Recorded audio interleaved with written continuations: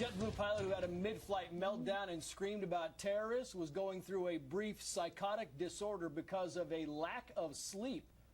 That is the conclusion from a doctor who testified in the pilot's trial. According to court documents obtained by the Associated Press, remember the video from back in March? Passengers tackled the captain after he started running through the cabin, shouting, "Bring this plane down, Al-Qaeda is here." The first officer diverted the Vegas-bound flight to Amarillo, Texas.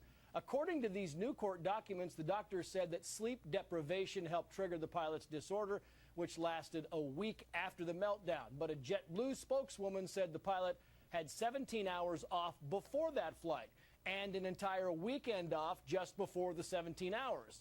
The judge found the pilot not guilty of interfering with the flight crew by reason of insanity. With us now, forensic psychologist Dr. Cheryl Arrett. I mean, this has got to be a very rare diagnosis, doctor. It is a rare diagnosis. It's more common in developing countries than it is here in the U.S., but it's not impossible that this could happen.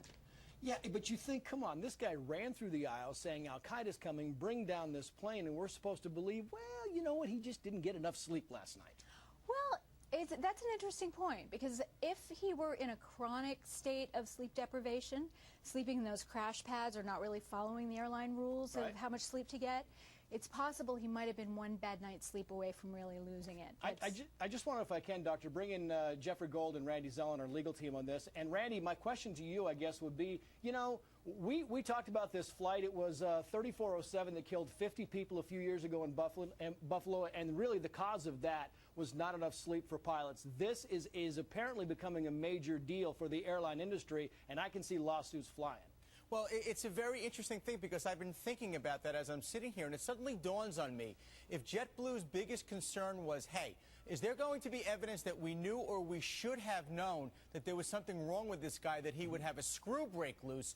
It seems to me the sleep deprivation issue, assuming that they told him to go take off, told him to go to sleep, and they can't know what he's doing without having a video feed into his room, perhaps that may actually help JetBlue get away from this notion that they knew or they should have known that he'd snap.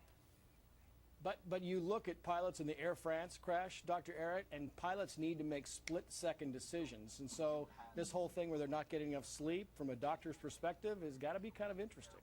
Well, it's potentially, serious sleep deprivation is potentially really dangerous because it interferes with your thinking. Right. I think pilots need great training under stress to make those decisions, as you're saying.